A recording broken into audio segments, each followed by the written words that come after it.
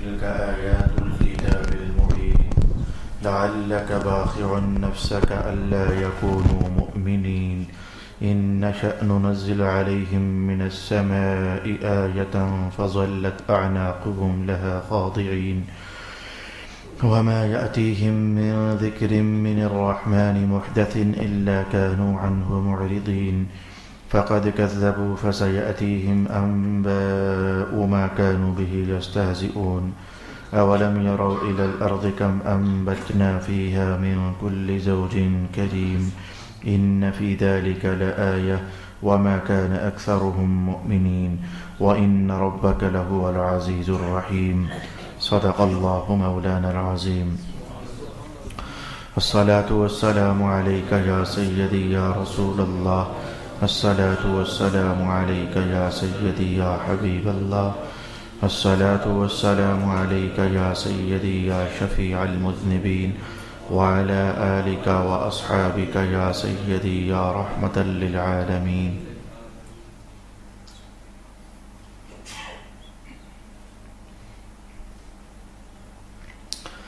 اللہ ہی کے نام سے شروع کرتا ہوں جو نہایت رحم فرمانے والا بہت مہربان ہے۔ طا سین میم، یہ روشن کتاب کی آیتیں ہیں۔ اے رسول مکرم، شاید آپ اس غم میں جان دے دیں گے کہ وہ ایمان لانے والے نہیں ہیں۔ اگر ہم چاہتے تو ان کے اوپر آسمان سے ایسی نشانی نازل کر دیتے جس سے ان کی گردنیں ہمیشہ جھکی رہتی، اور جب بھی ان کے پاس رحمان کی طرف سے کوئی نئی نصیحت آتی ہے یہ اس سے اعراض کرنے والے بن جاتے ہیں۔ سو انہوں نے تکذیب کی، پس ان کے پاس عن قریب اس چیز کی خبریں آ جائیں گی جس کا وہ مذاق اڑاتے تھے۔ کیا انہوں نے زمین کی طرف نہیں دیکھا کہ ہم نے اس میں کتنے ہر قسم کے عمدہ جوڑے پیدا کیے ہیں؟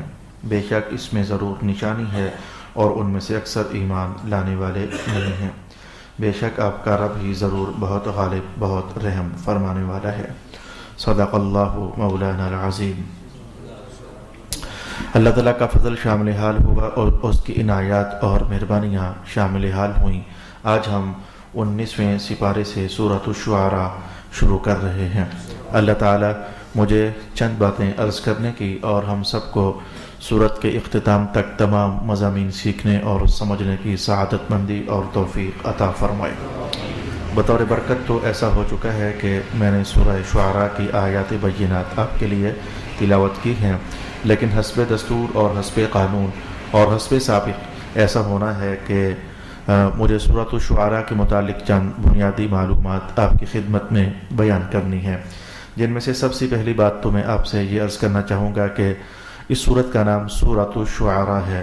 شعراء یہ شاعر کی جمع ہے، اور شاعر کا معنی آپ جانتے ہیں، یہ تو ایسا لفظ ہے کہ جو ہمارے ماحول میں جانا جاتا ہے اور پہچانا جاتا ہے۔ میں چاہو تو ابھی عرض کیے دیتا ہوں اور چاہو تو بعد میں یہاں یا وہاں مجھے کہنا ہی ہے۔ میں عرض کرنا چاہوں گا کہ اس سورت کے نازل ہونے کی بنیادی وجہ یہی ٹھہری تھی کہ مکہ والے رسول پاک علیہ السلام کو رنگ برنگے ہیلوں اور بہانوں اور اندازوں سے ستایا کرتے تھے۔ ان میں سے ایک بات انہوں نے یہ بھی مشہور کی ہوئی تھی، ایسا ہے وہ نہیں تھا لیکن بہرکیف انہوں نے دشمنی نبھانی تھی اور حسد نبھانا تھا اور بغض نبھانا تھا۔ حسد نبھاتے ہوئے اور دشمنی نبھاتے ہوئے انہوں نے رسول پاک علیہ السلام کے متعلق یہ بات مشہور کی ہوئی تھی کہ محمد خود شاعر ہے اور جو باتیں وہ سناتا ہے اور کہتا ہے کہ یہ قرآن ہے، اللہ نے نازل کی ہے، وہ قرآن اور نازل کردہ اللہ کی باتیں نہیں ہیں اور وہ تو بلکہ شعر ہیں۔ قرآن پاک کو مکہ والوں نے شعر مشہور کیا ہوا تھا۔ ایک بہتان تراشی تھی اور افترا بازی تھی، اس کا حقیقت سے کوئی تعلق نہیں تھا، لیکن بہرکیف انہوں نے قرآن پاک کو مشہور کیا ہوا تھا کہ یہ شعر ہے اور رسول پاک صلی اللہ علیہ وآلہ وسلم شاعر ہیں۔ یہ کافروں کی کہانی تھی جو مکہ کی گلی کوچوں میں وہ بولا کرتے تھے۔ تو ان کے اس قول کو رد کرنے کے لیے، ضرب کاری لگانے کے لیے، قرآن پاک کا شعروں کی دنیا سے بہت اونچا ہونے کو بیان کرنے کے لیے۔ شعر تو بڑی ایک الگ درجے کی شے ہوتی ہے۔ قرآن پاک تو شعر جو ہے یہ مخلوق کی تراشیدہ کہانی ہوتی ہے، اور قرآن پاک جو ہے یہ تو اللہ کا نازل کردہ عنوان ہے۔ اب ظاہر ہے کہ مخلوق کوئی عمدہ سے عمدہ کلام بھی کر لے تو اس مخلوق کا کلام کیسے اللہ کے کلام کے برابر ہو سکتا ہے؟ یہ تو اللہ کا نازل کردہ قرآن تھا۔ تو مولا کائنات نے پھر اس صورت میں آگے جا کر بیان کیا وَالشُّعَرَاءُ يَتَّبِعُهُمُ الْغَاوُونَ أَلَمْ تَرَ أَنَّهُمْ فِي كُلِّ وَادٍ يَهِيمُونَ۔ یہ جو شاعر لوگ ہوتے ہیں ان کے پیچھے جو چلنے والے ہوتے ہیں وہ بہکے بہکے لوگ ہوتے ہیں، شاعروں کی تابع داری کرنے والے بہکے بہکے لوگ ہوتے ہیں۔ قرآن پاک کا جملہ بڑا دلچسپ ہے۔ جب وہاں اللہ ہمیں لے کر جائے گا اور وہاں جا کر کے تو اللہ تعالیٰ سے کچھ مانگیں گے، لطافتیں اور زیادہ سیکھیں گے، لیکن جملہ بڑا دلچسپ ہے کہ جو شاعر ہوتے ہیں ان کی تابع داری کرنے والے تو غاوون ہوتے ہیں، غاوون بہکے بہکے لوگ ہوتے ہیں۔ تو فیصلہ کر لیتے ہیں کیا قرآن شعر ہے یا کہ نہیں ہے، تو شاعر کی پیروی چونکہ بہکے لوگ کرتے ہیں تو ذرا دیکھو نا غور سے، میرا عمر تمہیں بہکا نظر آتا ہے، ذرا دیکھو نا غور سے، میرا ابوبکر تمہیں بہکا نظر آتا ہے، ذرا دیکھو نا میرا علی تمہیں بہکا نظر آتا ہے، ذرا دیکھو نا میرے عثمان تمہیں بہکے نظر آتے ہیں، جب ان میں سے کوئی بھی بہکا نہیں ہے۔ ابھی کل تک کی بات ہے، قرآن نازل نہیں ہوا تھا تو تمہارے ہاں ان لوگوں کا کیا مقام تھا، ان کی کیا قدر و منزلت تھی، ان کا کیا رتبہ تھا۔ یہ سرداریوں کے حامل لوگ تھے، دانائیاں ان کا طواف کرتی تھیں، فیصلے کرانے کے لیے تم ان کی چوکھٹ پر آ کر بوسہ زنی کیا کرتے تھے اور اپنے کتنے معاملات میں ان سے رہنمائی لیا کرتے تھے، اور تجارت کے عنوانات کی گہرائی کو جاننے کے لیے حضرت ابوبکر کے قافلوں کا سہارا تم لیا کرتے تھے۔ تو کل تک تم انہی لوگوں کے پاس آیا کرتے تھے، تو کیا یہ تمہیں بہکے نظر آتے ہیں؟ اگر یہ بہکے نظر نہیں نہ آتے، کل تک تمہارے ہی تسلیم شدہ دانا لوگ ہیں یہ، تو پھر سمجھ جاؤ کہ جو محمد قرآن بتاتا ہے وہ شعر نہیں ہے بلکہ اللہ کا نازل کردہ سچا کلام ہے۔ تو یہ کیونکہ اس میں رد کرنا تھا، اس میں بڑی قاری ضرب لگانی تھی، تو پھر آگے جا کر اس کو بیان بھی کر دی، اسی لیے اس سورت کا نام سورۃ الشعراء ہو گیا۔ یہ شعر ہے، یعنی قرآن پاک نے جیسے ان کے طنز کا، ان کی پھپتی کا، ان کے بہتان تراشی کا، ان کے افتراء بازی کا اور ان کے اس طنز کا جواب دیا اور کہا یہ شعر ہے۔ شعر ایسا ہوتا ہے، شعر کہنے والے کیسے ہوتے ہیں اور جو شعروں کے پیچھے چلنے والے ہوتے ہیں وہ کیسے ہوتے ہیں، ان کے تخلص ہی الگ الگ ہوتے ہیں۔ کوئی اپنے آپ کو غالب کہتا ہے، کوئی اپنے آپ کو زخمی کہتا ہے، کوئی شاعروں کے تخلص دیکھو نا، کوئی اپنے آپ کو شرابی کہتا ہے، کوئی اپنے آپ کو دل جلا کہتا ہے، ان کے تو عنوان ہی اپنے تخلص ہی اپنے اپنے ہوتے ہیں۔ خیر یہ شعروں کی کہانی انشاءاللہ اللہ کا فضل ہوگا جب باقاعدہ آئے گی تو میں آپ کے لیے بیان کرنا چاہوں گا۔ تو یہ بنیادی سبب بنا اس سورت کو سورۃ الشعراء کے ساتھ نام رکھنے کا، اور یہ چونکہ آئندہ ان قریب میں یہ لفظ قرآن پاک کا اس حصہ بنا ہوا ہے تو شعراء معنوی مناسبت بھی رکھتا ہے نام رکھنے کے لیے اور لفظی مناسبت بھی رکھتا ہے۔ لفظ بھی قرآن کا ہے اس لیے شعراء ہو گیا، اور معنوی مناسبت میں نے ابھی آپ کے لیے بیان کر دی تو اسی لیے پھر اس سورت کا نام سورۃ الشعراء ہو گیا۔ اچھا، میں آج کل ایک عنوان اپنے دوستوں کو سنا رہا تھا، اس سے میں بحث نمبر 2 آپ کے سامنے کہنا چاہوں گا۔ آج کل میرے ذوق میں آیا ہوا ہے، سارا قرآن ہی ذوق میں ہے، جتنی حدیثیں مجھے آتی ہیں ساری ہی ذوق میں ہیں۔ اللہ مجھے توفیق دیتا ہے، کہیں میں ادھر سے عنوان شروع کرتا ہوں تو 50 جگہوں پر وہی سنا دیتا ہوں، کہیں قرآن کا ادھر سے شروع کرتا ہوں تو 60 جگہوں پر وہی سنا دیتا ہوں۔ ظاہر ہے قرآن صرف ایک محلے والوں نے تھوڑا سیکھنا ہے، اللہ کا کوئی بھی پیغام یوں تھوڑا ہے کہ میں ایک بار سناؤں تو پھر اگلے محلے میں نہ سناؤں، بھائی مجھے محلہ محلہ گلی گلی کوچا کوچا مجھے بات کہنی پڑ جاتی ہے۔ تو آج کل ایک عنوان اللہ پاک نے میرے دل میں ڈالا کہ یہ ایمان والے آپ لوگ جب مر جاؤ گے اور میں جب مر جاؤں گا اور ہم سے پہلے جو مسلمان دنیا سے جا چکے ہیں جب وہ مر جائیں گے تو مرنے کے بعد وہ قبر میں جا کر کریں گے کیا؟ قبر میں جا کر ان کی مصروفیات کیا ہوں گی؟ گناہگار لوگ تو پھنسے ہوں گے، اللہ پاک ان کو معاف کر دے، ہمیں دعا کرنی چاہیے۔ کافروں کے لیے تو کیا دعا، وہ تو پھنسنے ہی چاہیے، لیکن ایمان والے گناہگار اللہ پاک انہیں معاف کر دے، ان کی قبر اور برزخ کی زندگی اچھی فرما دے۔ لیکن جو اللہ کے ہاں پہلے ہی درجہ مقبولیت میں ہے تو ان کی مصروفیات کیا ہوں گی؟ تو اس سلسلے میں رسول پاک علیہ السلام نے بڑی دلچسپ معلومات ارشاد فرمائی ہیں، اور یقیناً وہ سرکار ہی بیان فرما سکتے تھے۔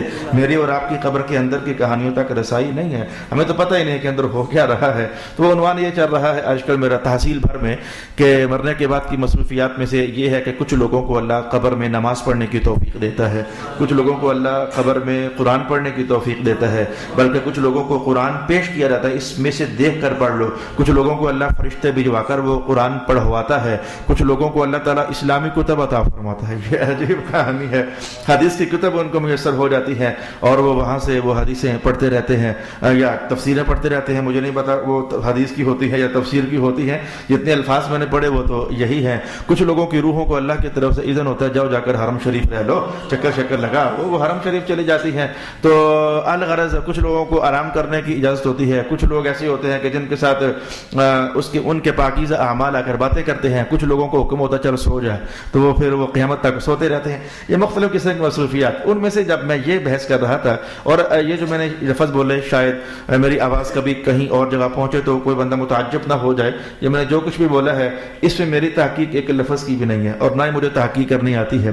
یہ ساری کی ساری تحقیق حضرت امام جلال الدین سیوطی کی ہے رحمۃ اللہ تعالی علیہ. اور میں کتاب کا نام بھی بول ہی دیتا ہوں, شرح الصدور کا جو عربی متن ہے وہاں یہ ساری روایات پڑھی جا سکتی ہیں. تو میں اس پر بحث کرتے ہوئے میں کہہ رہا تھا کہ ایک سفر سے واپسی پر حضرت عبداللہ ابن عباس رضی اللہ عنہ فرماتے ہیں کہ ایک صحابی حضور کی خدمت میں آئے اور آ کر کہنے لگے حضور ایک واقعہ پیش آ گیا ہے. پوچھا کیا ہوا؟ کہا سرکار میں نے جہاں خیمہ لگایا تھا تو میرے خیمے کے اندر میں ہی تھا, مجھے وہاں سے سورت ملک پڑھنے کی آواز آئی تو ساری ختم ہو گئی, میں نے ساری سنی ہے تو پتہ نہیں پڑھنے والا کون تھا, یہ واقعہ پیش آ گیا ہے.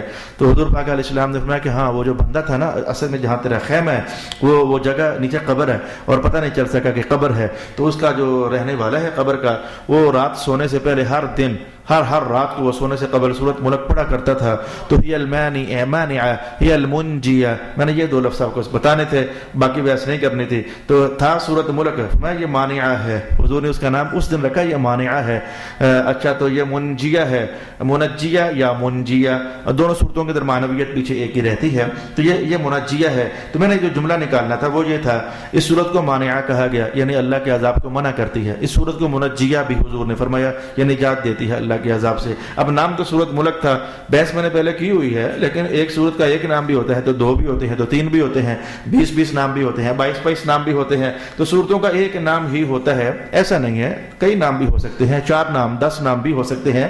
تو یہ جو آج ہم نے سورت شروع کی ہے اس پر میں نے ایک تو بتا دیا, یہ سورت الشعراء ہے. اسی صورت کو جناب عبداللہ ابن عباس فرماتے ہیں اس کو ہم سرکار دو عالم علیہ السلام کے دور میں سورہ تاسین بھی کہا کرتے تھے. تاسین میم بھی اس کا نام ہم نے ڈالا ہوا تھا. اور رسول اللہ علیہ السلام, اچھا اس کا نام سورۃ التاسین میم کیوں تھا, میں نے ابھی آپ کے لیے تلاوت کی ہے تو الفاظ آپ نے سنے نہیں ہیں. بسم اللہ الرحمن الرحیم, تاسین میم, یہ الفاظ میں نے پڑھے.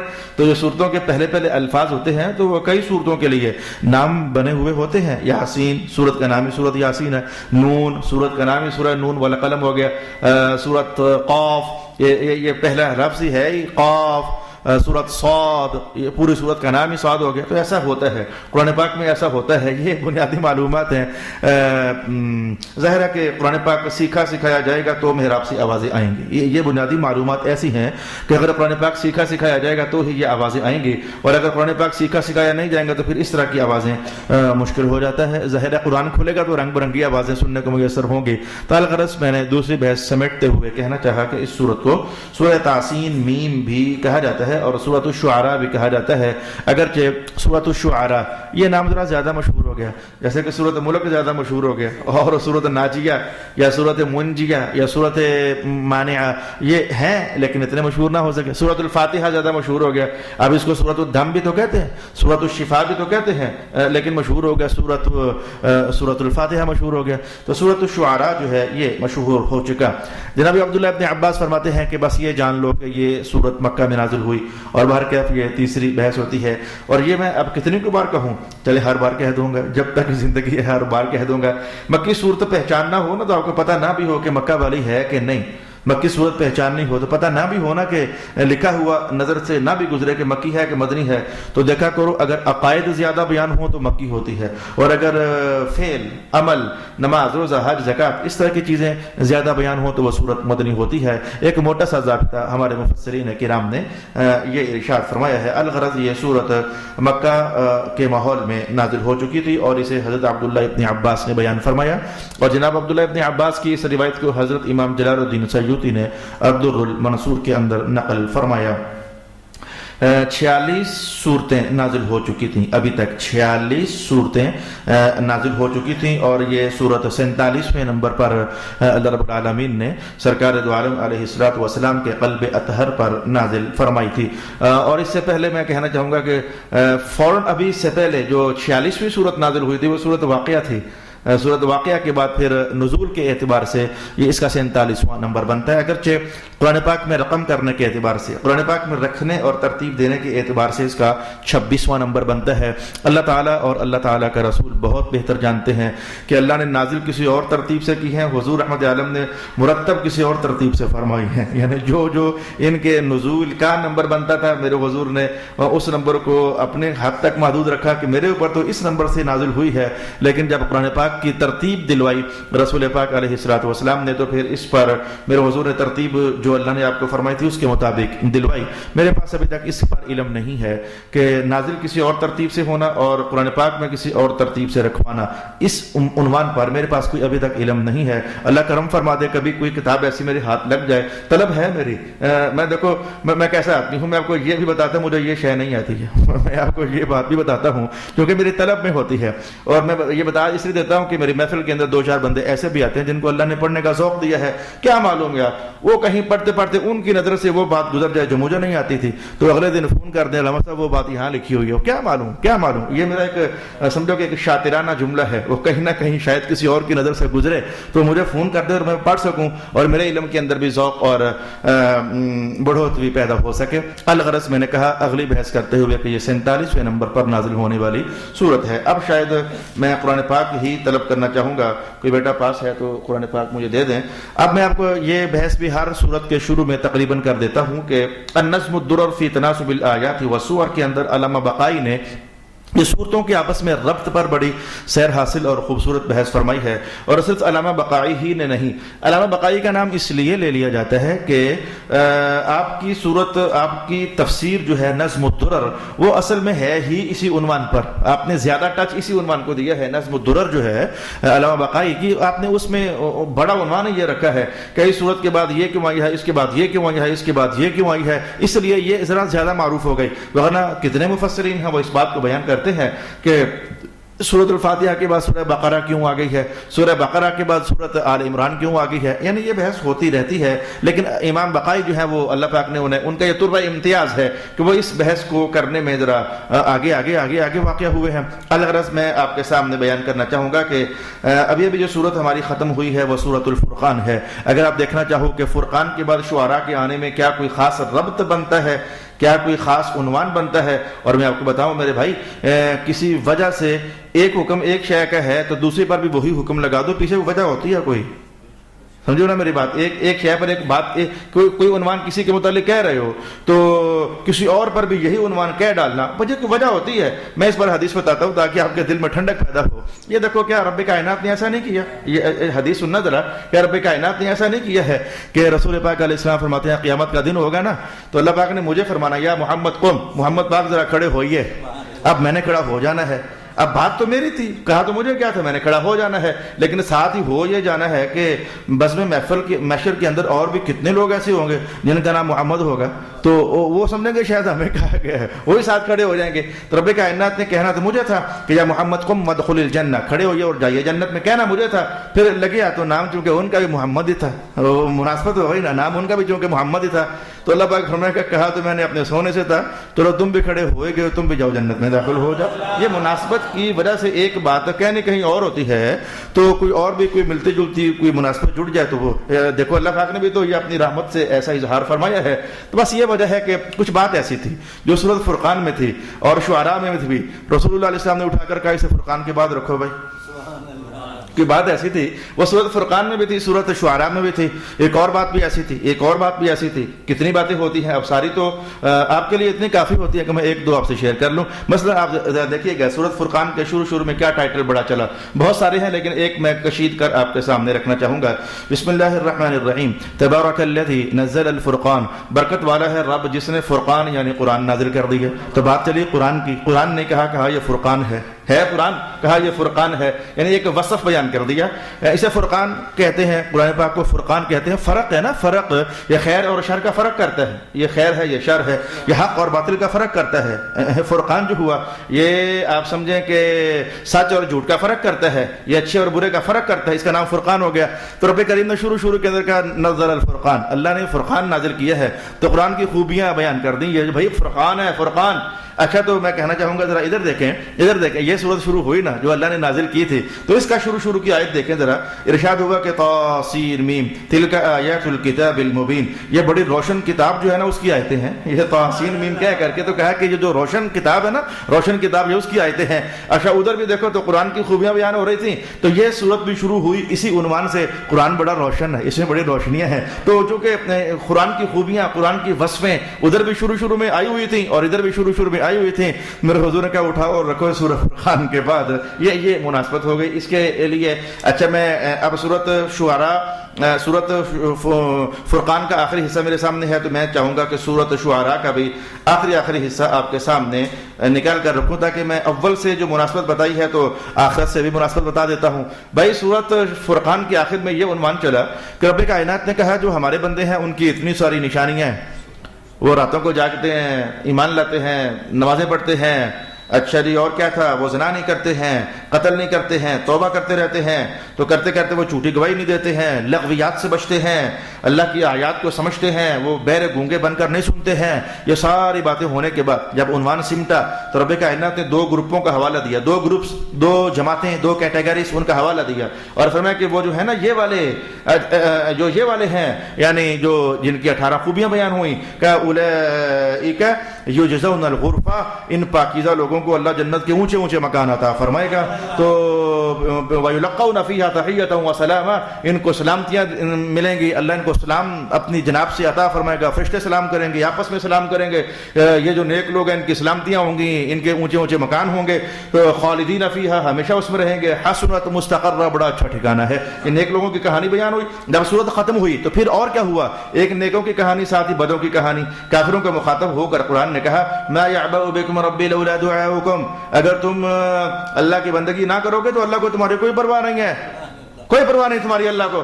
اگر تم اللہ کی بندگی نہیں کرو گے تو فقد کذبتم فسوف یکون لزاما، حاصل کلام دوزخ ہے تمہارے لیے ہمیشہ رہنے والی. تو آپ دیکھیں ایمان والوں کا بیان بھی ہوا اور بدوں کا بیان بھی ہوا. سورت فرقان کے آخر میں میں اب چاہوں گا کہ ذرا سورت شعراء کے آخر میں ہم جب پہنچیں گے، اللہ ہمیں پہنچائے، تو وہاں کیا ہو رہا ہے؟ مولا کائنات نے کہا کہ وَشُعَرَاءُ يَتَّبِعُهُمُ الْغَاوُونَ، یہ شاعر لوگ جو ہیں بہکے لوگ ہی ان کے پیچھے چلتے ہیں. أَلَمْ تَرَ أَنَّهُمْ فِي كُلِّ وَادٍ يَهِيمُونَ، یہ دیکھو ان کو ہر جگہ یا ہر وادی کے اندر اترے ہوتے ہیں، گھومتے پھرتے ہوتے ہیں. وَأَنَّهُمْ يَقُولُونَ مَا لَا يَفْعَلُونَ، یہ جو کہتے ہیں کرتے کوئی نہیں ہے. یہ شاعر ہوتے ہیں نا، شاعر تو شاعر یار، نعرے بنانے والے بھی میں کہتا ہوں کتنے نعرے مارنے والے کہتے ہیں منہ سے پر کرتے نہیں ہیں. غلامی رسول میں موت بھی قبول ہے، تو ہے قبول؟ کوئی جھوٹے ہو، نماز پڑھتے نہیں ہو تو موت قبول ہے تمہیں؟ ہے قبول کو تمہیں؟ تو یہ نعت بنانے والے، یہ شعر بنانے والے، نعت تو خیر پاکیزہ کلام ہے، کلام پاکیزہ ہے، لیکن یہ بات اپنے مقام پر کئی جگہوں پر ہے، صحیح ہے کہ بندہ شعر بول دیتا ہے منہ سے، پر خود ویسا ہوتا نہیں ہے جیسا شعر اس کا کہا ہوا شعر جیسا تقاضا کرتا ہے نا، ویسا بندہ خود ہوتا نہیں ہے. یہی بات قرآن نے کہی کہ یقولون ما لا یفعلون، یہ وہ کہتے ہیں جو یہ کرتے شرتے نہیں ہیں. کئی شاعر ایسے ہوتے ہیں، لیکن بہت سارے ایسے بھی ہوتے ہیں جو اپنے کہے ہوئے بول کی لاج رکھتے ہیں، عمل کرتے ہیں، اپنا آپ بنا سنوار کر رکھتے ہیں، تقوی کا حسن ان پر نظر آتا ہے، پارسائی کا زیور انہوں نے پہنا ہوتا ہے، اپنے رب کو ناراض نہیں کرتے. ایسے بھی جناب حسان ابن ثابت دیکھ لو یار، جناب حسان ابن ثابت دیکھ لو، تو ایسے شاعر بھی ہیں. شیخ سعدی کو دیکھ لو، میں کہتا ہوں مولانا روم کو دیکھ لو، خواجہ پیر میر علی شاہ صاحب کو دیکھ لو، کتنے ہزاروں ایسے بھی ہیں. لیکن کئی ایسے ہیں، بلکہ اکثر ایسے ہی ہیں کہ وہ کہتے ہیں لیکن اچھا یہ دیکھو برے لوگوں کا حوالہ ہوا اور ساتھ ہی پھر کہا الا الذین آمنوا وعملوا الصالحات، ہاں وہ جو ایمان والے ہیں اور عمل صالح کرنے والے ہیں، وذکروا اللہ کثیرا، اور اللہ کا بہت ذکر کرنے والے ہیں. محسوس ہوا 2 گروپس کا حوالہ آخر میں ہے. ادھر بھی صورت ختم ہوئی تو 2 گروپس کا حوالہ ہوا، اچھے اور بروں کا، اور جب یہ صورت ختم ہوئی تو یہاں بھی اچھے اور برے لوگوں کا حوالہ ہو گیا. تو بات پھر سمجھ جانی چاہیے کہ جب اس سورت شعراء کا ابتدا سورت فرقان کی ابتدا جیسا تھا اور سورت شعراء کا خاتمہ سورت فرقان کے خاتمے جیسا تھا عنوان کے اعتبار سے، تو میرے حضور نے کیسے اٹھا کر سورت فرقان کے بعد ہی رکھنا چاہیے. یہ وجہ مناسبت بنتی ہے 2 صورتوں کی آپس میں. اگرچہ پھر یہ بات بھی کہی گئی ہے کہ سورت فرقان کے اندر ہم نے محسوس کیا ہے کہ حضرت موسیٰ علیہ السلام کا بیان چلا ہے، جناب ہارون علیہ السلام کا بیان چلا ہے، لیکن معاملہ ذرا اجمال ہی سے آگے بڑھ پایا، بہت تفصیل نہ ہو سکی. لیکن سورت الشعراء ویسے عنوان ہمارا سورۃ الانبیاء جمعۃ المبارک کی نشستوں کا تھا، لیکن جیسے سورۃ الانبیاء میں ہم نے بہت سارے انبیاء کا تذکرہ دیکھا ہے، ایسے ہی سورۃ شعراء کے اندر بھی بہت سارے انبیاء کا تذکرہ آپ کو سننے کو میسر ہوگا۔ یہ انبیاء کا تذکرہ میسر ہونا یہ خود اس بات کی دلیل ہوتی ہے کہ سورۃ شعراء مکی ہے۔ میں آپ کو یہ بات بتا چکا ہوں، کثرت کے ساتھ انبیاء کا ذکر خیر ہو جانا یہ خود ان دلائل میں سے ایک ہوتا ہے، ایک دلیل ہوتی ہے کہ یہ سورت مکی ہے، کیونکہ مکہ میں کافروں سے ٹکراؤ ہوتا تھا، تو پھر کافر بدتمیزیاں کرتے تھے، ستاتے تھے، تنگ کرتے تھے، تو پھر اللہ پاک اپنے محبوب کی تسلی قلب کے لیے فرماتا ہوتا تھا سونیو دل کو ہمیشہ کی طرح بڑے ہی رکھنا ہے، دیکھو موسیٰ کے ساتھ کیا ہوا تھا، پیارے محبوب ہمت جوانی رکھنی ہے، دیکھو ابراہیم پیغمبر کے ساتھ کیا ہوا تھا۔ تو پھر انبیاء کا حوالہ اس لیے دیا جاتا ہے کہ رسول پاک علیہ الصلوۃ والسلام کا قلب پاک ہمیشہ کی طرح مضبوط سے مضبوط تر ہوتا چلا جائے۔ تو اس میں موسیٰ علیہ السلام کا ذکر خیر آپ کو ملے گا، اس میں حضرت ہارون علیہ السلام کا ذکر خیر ملے گا، اس میں آپ کو جیسے سورۃ فرقان کے اندر ہم نے اصحاب الرس، یہ پہلی بار میں نے آپ کو بتایا تھا، اصحاب الرس جو ذکر آیا تھا میں نے پہلی بار بتایا، وہ جو ایک نبی کو اٹھا کر لوگوں نے ایک کنویں میں ڈال دیا تھا اور ایک حبشی انہیں کھانا پیش کرنے کے لیے آیا کرتا تھا، اس مقام کو جا کر پڑھیں، دوبارہ سنیں، تو اصحاب الرس کا واقعہ آیا تھا۔ تو اس سورت کے اندر بھی جناب ہارون علیہ السلام کی بات ہے، جناب موسیٰ علیہ السلام کی بات ہے، بلکہ 58 آیات 58 آیات جو ہیں وہ موسیٰ علیہ السلام اور ہارون علیہ السلام کے واقعہ کو فرعون کے ساتھ ملا کر کے رب کائنات خوب ڈیٹیل کے ساتھ بیان کیا، تو مناسبت بنتی تو جا رہی ہے، اس میں بھی موسیٰ علیہ السلام اور ہارون کی باتیں تھیں، اور اس کے اندر بھی موسیٰ علیہ السلام اور ہارون کی باتیں ہیں، اور فرعون کی بدماش کی باتیں ہیں۔ اچھا، ایسے ہی ابراہیم علیہ السلام کا عنوان چلے گا، ایسے ہی قوم عاد کی بات چلے گی، سورت کے اندر بھی پیچھے بھی اور یہاں بھی قوم عاد کی بات چلے گی، قوم سمود کی بات چلے گی، اور دیگر انبیاء کی بات بھی اس صورت کے اندر پڑھی جا سکتی ہے اور بیان کی جا سکتی ہے۔ اچھا، اس کا جو زور آور قسم کا عنوان ہوگا نا، اس صورت کا جو زور آور قسم کا عنوان ہوگا، چونکہ یہ نازل ہوئی تھی تانے کے جواب میں، تانے مارتے تھے یہ شعر ہے جی، یہ قرآن نہیں ہے، یہ اللہ کا کلام نہیں ہے، یہ آسمانوں سے اترا نہیں ہے، یہ شعر ہے۔ تو پھر قرآن نے کہنا کہ اچھا شعر تو تم کہتے ہو، تو پھر تم شعر کہہ سکتے ہو، اللہ کا قرآن پاک کی طاقت اپنی ہے، تم کہتے ہو یہ شعر ہے، آئے گا تو انشاءاللہ ہم دیکھیں گے، تم کہتے ہو یہ شعر ہے، تو شعر تو تم نے سنے ہوئے ہیں، جانے ہوئے ہیں، تو شعر تو تم کہتے ہو، تو پھر کہتے رہتے ہو، جب پہلے کہتے رہتے تو پھر اب بھی تو کہہ ہی سکتے ہو نا، اگر یہ شعر ہے تو بناؤ ایسا شعر پھر تم، اگر یہ شعر ہے تو بناؤ پھر ایسا شعر تم، اور جب تم سے ایسا بن نہ سکے تو سمجھو پھر یہ شعر نہیں ہے، شعر تو تم سے بن سکتا ہے، تم تو خود کہتے ہو ہم شاعر ہیں اور ہم نے شعر کہے ہوئے ہیں، ہم شعر کی نوک پلک سنوارنا جانتے ہیں، تم تو کہتے ہو، جب کہتے ہو تو پھر اگر یہ شعر ہے تو بناؤ اس جیسا، نہ بنا سکو تو پھر سمجھو یہ شعر نہیں ہے۔ تو چونکہ اس کا بڑا ٹاپک، بڑا زوراور عنوانات میں سے ایک یہی تھا، تو اس لیے قرآن پاک کا معجز ہونا، قرآن پاک کا بلیغ ہونا اس صورت کے اندر بڑے زوراوری سے بیان فرمایا گیا۔ البتہ یہ کہانی بھی آپ اس صورت کے اندر پڑھو گے، چونکہ مکہ ہے، کیونکہ مکہ والوں کے عنوان، مکہ والے اس طرح کی بدتمیزیاں کرتے رہتے تھے، اے محمد اگر آپ نبی ہیں مجھے بتاؤ ہاں ذرا کہ اس علاقے میں فلانی گندم کا ریٹ کیا ہے، یہ میں نے الفاظ پاس سے بول دیے، یعنی ہم ادھر سفر کرنا چاہتے ہیں تو ادھر کا ریٹ کیا چل رہا ہے، تاکہ ادھر سے ہم وہ شہر لے جائیں جو ادھر مہنگی بکتی ہے، ادھر منڈیوں کے بھاؤ کیا ہے۔ اچھا، ہمیں بتائیں کہ اگر آپ واقعی نبی ہیں تو پھر یہ پہاڑ مکہ سے ہٹا دینا سارے، باغ ہی باغ ہو جائیں، نہریں چلیں یہاں۔ یہ 15ویں سپارے میں جب سورت اسراء ختم ہو رہی تھی وہاں جا کر اپنے عنوانات یہ پڑھے تھے، تو یہاں ریگستان ختم ہو جائے تو زراعت ہو جائے، یہ اس طرح کے فرمائشی معجزات وہ طلب کرتے رہتے تھے۔ تو مولا کائنات نے کیا سونی بات فرمائی ہے، ایک معجزہ وہ ہے تم اچھا، معجزے کو معجزہ اس لیے کہتے ہیں کہ یہ دوسروں کو، کافروں کو عاجز کر دیتا ہے، اس لیے اسے معجزہ کہتے ہیں۔ جو کچھ نبی کر کے دکھا سکتا ہے باقی لوگ عاجز ہیں، نہیں کر کے دکھا سکتے۔ نبی پاک علیہ الصلوۃ والسلام نے چاند کو توڑ دیا تو کوئی ایسا نہیں کر سکتا تھا، عاجز تھے۔ رسول اللہ علیہ الصلوۃ والسلام کے سامنے لوگ آتے تو میرے حضور فرماتے چل تیرے جو تو سوچ کر آیا بتا دوں جو سوچ کر آیا ہے۔ اب کافی لوگ ایسا نہیں بتا سکتے۔ یا پھر رسول پاک صلی اللہ علیہ وسلم فرماتے تھے جا کر اس کو میرا پیغام دے کہ تجھے محمد بلا رہے ہیں، یا هذه الشجرة دعاك محمد، اے درخت تجھے محمد بلا رہے ہیں، تو پھر وہ زمین پھٹ جاتی اور درخت چلتا چلتا آ جاتا۔ تو پھر اب یہ عنوانات ایسے ہیں جو لوگ نہیں کر سکتے تھے، تو اسی لیے ان باتوں کو معجزہ کہتے ہیں کہ لوگ عاجز آ گئے۔ تو رب کائنات نے کہا مر جانے ہو، اے معجزے منگتے پہ ہو، یہ جو تم کبھی کہتے ہو تو پہاڑ ہٹ جائیں تو زراعت بن جائے، میرے مصطفیٰ نے بڑے معجزے دیے ہیں، پر ایک معجزہ ایسا ہے جس نے تمہیں صحیح عاجز کر کے رکھا ہوا صحیح عاجز کر کے رکھا ہوا ہے، اس کا توڑ نکالو نا، اور وہ معجزہ خود قرآن تھا کہ تم سے آج تک وہی الف ب ت سے یہ قرآن بنا ہے، وہی الف ب ت تمہیں آتی ہے، جیم ہا سا خا دال را زا وہ تمہیں بھی آتا ہے، قرآن بھی وہیں سے ہم نے مصطفیٰ کریم علیہ السلام پر نازل کیا ہے، مادہ ایک ہے الف با تا سا جیم ہا، ورڈنگ ایک ہے الف با تا سا جیم ہا، میرے مصطفیٰ سنائے تو وہ قرآن بن جائے، اس جیسا تم بنا نہ سکو، اس سے بڑا معجزہ اور کیا ہو سکتا ہے؟ اس نے تمہیں صحیح عاجز کر کے رکھا ہوا ہے، چیلنج پر چیلنج، چیلنج پر چیلنج، للکار پر للکار، للکار پر للکار، اور پھر یہ کہ سارے اکٹھے ہو جاؤ، جنوں کو بھی بلا لو، قرآن نے کیا للکاریں ماری ہوئی ہے، تو سارے اکٹھے ہو جاؤ، جنوں کو بلا لو، پھر بھی دیکھنا تم میرے مصطفیٰ کے زبان اقدس سے نکلنے والے کلمات جیسا کلام لا ہی نہیں سکتے ہو، یہ اس نے تمہیں صحیح عاجز کر کے رکھا ہوا ہے۔ تو کہا کہ یہ قرآن کتنا بڑا عظیم الشان معجزہ ہے کہ آج تک تمہارے پاس اس کا جواب ہے نہیں ہے، پہلے اس کا جواب لو نا، پھر اگلی کہانیاں ہوں گی۔ یہ عنوان بھی انشاءاللہ العزیز ہم سیکھنا چاہیں گے۔ ایک چیز ایسی ہے کہ جو رسول پاک علیہ الصلوۃ والسلام نے سورۃ الشعراء ہی کے متعلق نہیں بلکہ 7 6 8 10 صورتیں اور بھی ہیں جن کے متعلق ارشاد فرمائی ہوئی ہے، تو میں آپ کے لیے تلاوت کر دینا چاہوں گا۔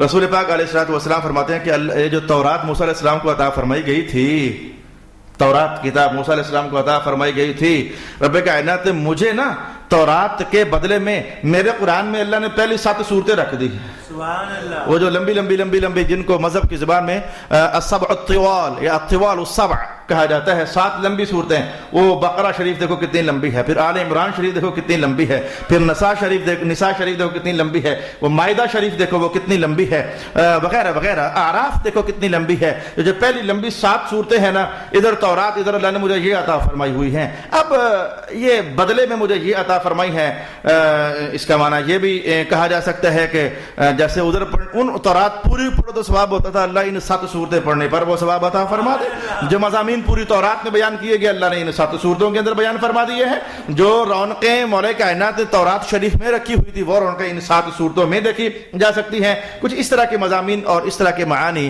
محدثین کرام نے ارشاد فرمائی ہیں۔ تو فرمایا کہ تورات کے بدلے اللہ نے مجھے السبع الطوال عطا فرمائی، جن کے میں نے ابھی آپ کے سامنے نام لے لیا، اور پھر فرمایا کہ انجیل کی جگہ اللہ نے مجھے میئین عطا فرمائی، میئین، یہ میئین ایک علم التفسیر کی اصطلاحات میں سے ایک اصطلاح ہے، تو شاید یہ پہلی بار آ رہی ہے یا شاید میں بول پہلی بار رہا ہوں، اس پر لفظ پہلے بول چکا ہوں گا لیکن شاید میں وضاحتی چند جملے شاید پہلی بار بول رہا ہوں گا، میں نہیں جانتا، لیکن فرمایا کہ انجیل کے بدلے میں رب کریم نے مجھے میئین عطا فرمائی ہے، میئین، اور یاد جیسے بندے کی جمع بندے نہیں ہوتے ہماری زبان میں، عورت کی جمع عورتیں نہیں ہوتی، یہ مفرد بھی ہوتا ہے تو جمع بھی ہوتا ہے، یہ مسجد کی جمع جیسے مسجدیں نہیں ہوتی ہماری زبان میں، عربی زبان میں 100 کو کہتے ہیں میاتن، تو میاتن کی جمع ہے میئین، یہ آپ کو بتاؤں کہ یہ میئین ہوتا ہے کیا ہے، اس کا ترجمہ پہلے آپ کو پتا ہے، میاتن یعنی 100 اور میئین کئی 100، تو اللہ نے مجھے صورتیں عطا فرمائی جو میئین ہے، مفسرین نے کہا کہ ان سے مراد وہ صورتیں ہوتی ہیں جس میں کم از کم 100 آیتیں ہوں، 110 بھی ہو سکتی ہیں، 120 بھی ہو سکتی ہیں، 150 بھی ہو سکتی ہے، 250 بھی ہو سکتی ہے، لیکن کم از کم 100 آیتیں جس صورت میں اندر ہوں گی نا وہ اسے مئہ کہتے ہیں، تو پھر اسی سے وہ ملا دو تو میئین کہتے ہیں۔ ایک پاسے انجیل ہے، ایک پاسے میرے قرآن کی میئین صورتیں ہیں جن کے اندر 100 آیتیں ہیں، جن کے اندر 150 آیتیں ہیں، جن کے اندر 100 آیتیں رب کائنات نے مجھے عطا فرمائی ہیں۔ اچھا، ہمارا عنوان اب آنے والا ہے، تو میں وہ جو زبور تھی اس کی بھی سن لو، رسول اللہ کا بیان ہے مبارک، وہ جو زبور تھی اس کی بھی سن لو، ایک طرف زبور تھی اور ادھر رب کائنات نے مجھے تواسین عطا فرمائی ہوئی، تواسین، یہ تواسین ساری وہ صورتیں ہوتی ہیں جو تواسین سے شروع ہوتی ہیں، تواسین میم، تواسین تواسین میم، جو صورتیں ادھر سے شروع ہوتی ہیں ان کو رسول اللہ علیہ السلام نے نام دیا یہ ساری تواسین ہیں۔ اور پھر مصطفیٰ کریم علیہ السلام نے کہا کہ جو مجھے ہوا میم دی گئی ہے نا، ہوا میم اس جیسی نہ تورات میں ہے، نہ انجیل میں ہے، نہ زبور میں ہے، وہ جو مجھے ہوا میم دی گئی ہے ان جیسی تو نہ تورات میں ہے، نہ ان جیسی انجیل میں ہے، اور نہ ان جیسی زبور میں ہے۔ اچھا، یہ حوامیم کون سی صورتیں ہوں گی؟ حامیم حامیم حامیم تنزیل الکتاب، حامیم، وہ جو حامیم حامیم حامیم حامیم سے شروع ہوتی ہیں، ان ساری صورتوں کو حوامیم کے ساتھ تعبیر کیا جاتا ہے۔ اب رہا ماجرا یہ کہ آج میں نے اسپیڈ لگائی ہے ویسے اس بنیاد پر کہ میں نے یار پہلے بھی کئی بار یہ سارا لیکچر آپ کو دیا ہوا ہے، تو چلو کچھ بندے نئے آتے ہیں تو ان کے لیے کچھ بیان کر دوں، میں نے اسپیڈ لگائی ہے۔ میری طلب میں آج یہ تھا کہ میں سورت شروع کر ہی دوں، میری طلب میں یہ تھا کہ میں سورت شروع کر ہی دوں. اچھا تو میں سورت شروع کرنے لگا ہوں. بسم اللہ الرحمن الرحیم. طاسین میم. جتنا معروف علم ہے وہ تو آپ کو پتہ ہے, یہ حروف مقطعات ہے اور ان کا معنی ہمیں نہیں معلوم کیا ہے. امام اعظم ابو حنیفہ کم از کم یہی بات ارشاد فرماتے ہیں, ہمیں ان کا معنی معلوم نہیں ہے. البتہ حضور کے خاندان والے اگر یہ کہیں کہ ہمیں پتہ ہے تو چلو ان کا حق بنتا ہے. حضور کے گھر سے اگر کوئی اٹھ کر کہہ دے ہمیں پتہ ہے کہ ان کا معنی کیا ہے تو وہ ان کا خالص حق بنتا ہے. جناب مولا علی فرما دیں, امام حسن پاک فرما دیں, جناب ابن عباس فرما دیں اور ہمیں پتہ ہے اس کے اندر کیا ہے, یہ ان کا حق بنتا ہے. حضور کے وہ رشتہ دار جو ہوئے, حضور کے گھر والے جو ہوئے, تو حضور کے خاص عنایات والے جو ہوئے. ابن عباس رضی اللہ تعالی عنہما فرماتے ہیں کہ اصل میں نا یہ جو طاسین میم ہے نا, جیسے قرآن صاف صاف بھی اس طرح کی باتیں کرتا ہے, وَالضُّحَىٰ دُحا کی قسم, وَاللَّيْلِ إِذَا سَجَىٰ رات کی قسم, لا اقسم بهذا البلد اس شہر کی قسم. جیسے قرآن صاف قسمیں اٹھاتا رہتا ہے تو قرآن کا یہ طرہ بیان ہے کہ وہ قسمیں اٹھا کر باتیں, والتین والزیتون وطور سینین وهذا البلد الامین. تین کی قسم, زیتون کی قسم, اس مقدس شہر کی قسم. انسان بڑا سونا ہے. یہ سورۃ 3 کے اندر یہ بیان ہوا, لقد خلقنا الانسان فی احسن تقویم. یہ قسمیں اٹھا کر بات کرنا قرآن کا طرہ امتیاز ہے. تو ابن عباس فرماتے ہیں کہ یہ جو طاسین میم ہے نا, یہ اصل میں اللہ پاک قسم فرما رہا ہے, اللہ پاک قسم فرما رہا ہے. اچھا وہ قسم ہے کیا؟ شاید جس نشست میں آپ نے یہ جملہ بولا ہوگا اس میں آپ نے یہ بات آگے نہیں کھولی ہوگی کہ وہ قسم کس شے کی فرما رہا ہے. محمد بن کعب کہتے ہیں مجھے پتہ ہے قسم کس بات کی فرما رہا ہے. جب ابن عباس نے بیان کیا ہوا ہے کہ یہ جو قسم ہے یعنی یہ طاسین میم اصل میں اللہ تعالیٰ قسم فرما رہا ہے. میں کہہ رہا ہوں قسم فرما رہا ہے. ہمارے ہاں جملہ بولا جاتا ہے قسم اٹھا رہا ہے, قسم اٹھا, قسم کھا. ہمارے ہاں جملہ قسم کھا, قسم اٹھا, یہ جملہ ہمارے ہاں بولا جاتا ہے. اب میں پھر ادھر میں یہ تو نہیں کہوں گا نا, میں کہوں گا اللہ قسم فرما رہا ہے. اب میں ادھر تو یہی کہوں گا نا کہ اللہ قسم فرما رہا ہے. تو محمد بن کعب قرظی فرماتے ہیں کہ یہ طاقت, سین سلطنت, اور میم مرتبہ یعنی بلندی. رب کائنات نے عنوان جو آگے چل رہا ہے نا, پہلے وہ سن لیں عنوان کیا ہے, تلک آیات الکتاب المبین. یہ روشن کتاب کی آیتیں ہیں, لیکن اس عنوان کو ایسے ہی نہیں کہہ دیا یہ روشن کتاب کی آیتیں ہیں. روشن کتاب کی, مبین جو کتاب ہے نا اس کی آیتیں ہیں, ایسے ہی نہیں کہا. کہا مجھے میری سلطنت کی قسم یہ روشن کتاب کی آیتیں ہیں. کہا مجھے میری طاقت کی قسم یہ روشن کتاب کی آیتیں ہیں. مجھے میری شان رفت کی قسم یہ بڑی روشن کتاب کی آیتیں ہیں. یعنی قرآن پاک کے اس عنوان کو مولا کائنات نے انتہائی اسٹرانگ کر دیا, انتہائی مضبوط اور مستحکم کر دیا کہ قسم سے, میری سلطنت کی قسم, میری طاقت اور قوت کی قسم, میری بلندی, میری رفت کی قسم. یہ جو ہے نا, یہ جو آیتیں اب آپ کو پڑھی جانے والی ہیں یہ روشن کتاب کی آیتیں ہیں. ایک تحقیق کے مطابق میں نے آپ کو بیان کر دیا کہ یہ طاسین میم یہ کیا ہے. اچھا یہ بھی کہا گیا, اور یہ کہا کس نے, جناب علی المرتضیٰ نے. آج میرے پاس جو مطالعہ ہے وہاں یہ لفظ لکھا ہوا نہیں تھا, لیکن اس طرح کا قول مبارک اکثر میں نے کہا کہ جناب علی پاک یہ فرمایا کرتے ہیں. میں نے اس لیے کہا یہ قول مبارک حضرت علی المرتضیٰ کا ہے رضی اللہ تعالی عنہ. فرماتے ہیں یہ اللہ کے ناموں میں سے ایک نام ہے. جب میں نے کہا تھا یا عین صاد سورہ مریم شروع کی تھی, وہاں میں نے بحث کی تھی, وہاں سنی جا سکتی ہے اور جانی جا سکتی ہے. تو جناب علی ایسا قول فرماتے ہیں طاسین میم یہ اللہ کے ناموں میں سے ایک نام ہے. آپ کہتے ہو گے علامہ صاحب 99 نام ہے, وہاں تو یہ نہیں ہے. کہو مجھ سے کہو نا, میں بتاتا ہوں بات آپ کو. اٹھنے کے بعد جو آپ کے دل میں خیال ہے کہ میں خود یہاں سے بتا کر بھیجتا ہوں آپ کو. طاسین میم آپ کہتے ہو اللہ کا نام ہے. جناب علی میں کب کہتا ہوں پیارے ہو, میں نے کب کہا؟ بابا علی فرما رہے ہیں. آپ کہہ سکتے ہو لیکن میں سمجھا دیتا ہوں.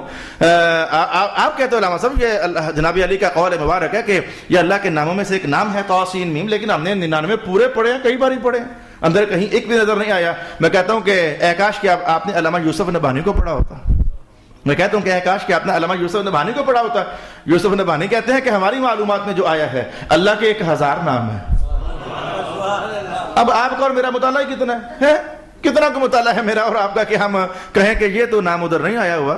جناب یوسف نبہانی کہتے ہیں اللہ کے 1000 نام ہیں جو ہماری معلومات میں آئے ہیں. اصل میں وہ بحث کیا کر رہے تھے علامہ یوسف نبہانی نے, یہ بحث کرتے کرتے, یہ کہاں بحث کرتے کرتے جو جملہ بول دیا, الجواہر البحار 5 جلدوں میں ہے، اور اللہ پاک نے پانچوں کی پانچوں اس غریب آدمی کی نظر سے گزاری ہوئی ہے۔ اللہ کی بڑی مہربانی، اس کی بڑی عنایات، اس کا بڑا فضل، اس کے بڑا کرم، میں کس منہ سے اس کا شکر ادا کروں۔ تو علامہ یوسف نبہانی اصل میں حضور کی شان میں یہ کتاب لکھی گئی ہے، الجواہر البحار، رسول اللہ کی عظمتوں کے پتہ نہیں کون کون سے شہر کہاں سے اکٹھے کر کے لائے ہیں علامہ یوسف نبہانی۔ تو اصل میں فرما یہ رہے تھے کہ اللہ کے 1000 نام ہیں، جملہ سننا ہے ادھر کا آؤٹ آف سبجیکٹ ہے، لیکن آپ کے ایمان کو ذرا ہلارا مار دیتا ہوں۔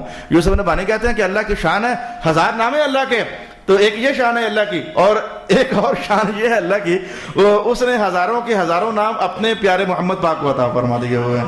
اللہ کے 1000 نام ہے، رسول اللہ کے بھی 1000 نام۔ ایک اللہ ہے جو رسول اللہ کا نام نہیں ہے، ایک اللہ ہے اللہ۔ البتہ اس کے بدلے میں یہ جو ہو گیا کہ محمد عبداللہ، یہ اللہ کا بندہ جو ہے، محمد اللہ نہیں ہے، عبداللہ ہیں، اسی لیے کلمے کے اندر ہماری گواہیاں یہی چلتی ہیں، اشہد ان لا الہ الا اللہ وحدہ لا شریک لہ واشہد ان محمد عبدہ۔ رسول اللہ جو ہے وہ اللہ نہیں ہے، عبداللہ ہے۔ تو اصل میں یہ بحث وہاں چل رہی تھی۔ تو اب جان جائیے کہ آپ نے پڑھے ہیں 99، ابھی 901 نام اور بھی ہے، تو ان میں تواسین میم ہے۔ جناب علی ایسے ہی تو نہیں فرما رہے کہ یہ تواسین میم اللہ کے ناموں میں سے ایک نام ہے۔ چلیں تیسرا قول یہ ہے کہ سورت کا نام ہے، وہ تو میں نے ابھی آپ کو بتا دیا۔ چوتھا قول یہ ہے کہ یہ قرآن پاک کا بھی نام ہے۔ تو یار ایک نام کئی چیزوں کا ہو سکتا ہے، اس میں کیا ہے؟ ہاں آپ کے یہاں نہیں ہے لفظ عبداللہ ہزاروں بندوں کا نام ہے، لفظ اکبر ہزاروں لوگوں کا نام ہے۔ پاکستان بھر کی مسجدیں اکٹھی کرو تو غوثیہ مسجد 700 نکل آئیں گی، مسجد ابوبکر 900 نکل آئیں گی۔ تو ایک نام کئیوں کا ہو سکتا ہے، اس میں کیا ہے؟ میں کہتا ہوں قرآن پاک سے بڑی کتاب کیا ہے؟ اللہ کا نام کیا نہیں ہے؟ وہ رؤوف الرحیم ہے۔ تو کیا مصطفیٰ کریم کا نام نہیں ہے رؤوف الرحیم ہے؟ تو جیسے ایک نام کئیوں کا ہو سکتا ہے، ادھر سے اللہ کا نام ہو، ادھر سے رسول اللہ کا نام ہو۔ تو اگر ایسا ہو گیا ہے تو کیا ہو گیا ہے کہ تاسین میم اللہ کا بھی نام ہے، تاسین میم قرآن پاک کا بھی نام ہے، تاسین میم سورت کا نام بھی ہے، تو کیا ہو گیا؟ اس میں کون سی حرج والی بات ہو گئی ہے؟ لہذا یہ بھی لگے ہاتھ میں نے آپ سے کہہ دینا چاہا کہ اس کے بارے میں یہ قول بھی کیا گیا ہے۔ البتہ یہ ہے کہ مجھے اب اندازہ نہیں ہو سکا کہ آج سبق کتنے بجے شروع ہوا تھا، کسی کو یاد ہے؟ وہ شروع کرتے کرتے کہیں وہ اگلا عنوان ذرا تفصیلی ہے، تو پھر سبق کا عنوان پورا ہو گیا۔ اب میں نے چلیے میں اگلی بار ہی بیان کروں گا۔ یہ اتنے جملے کاٹ دینا بھائی درمیان سے، میں اگلی بار ہی بیان کروں گا، مجھے چونکہ اس میں ڈیٹیل کہنی ہے۔ اس میں سن تو جاؤ میں نے کیا ڈیٹیل کہنی ہے، اندازہ تو آپ کو ہو جائے کہ آپ نے اگلی بار چھٹی کرنی ہے کہ آنا ہے، اندازہ تو آپ کو ہو جائے۔ ویسے اگلی بار جمعرات ہے، تو جمعرات سے پہلے بھی آپ نے آنا ہے۔ میں اس ہفتے آپ کو 2 بار بلانا ہے 2 بار اس لیے بلانا ہے کہ بدھ والے دن اس مسجد میں میرے استاد صاحب سے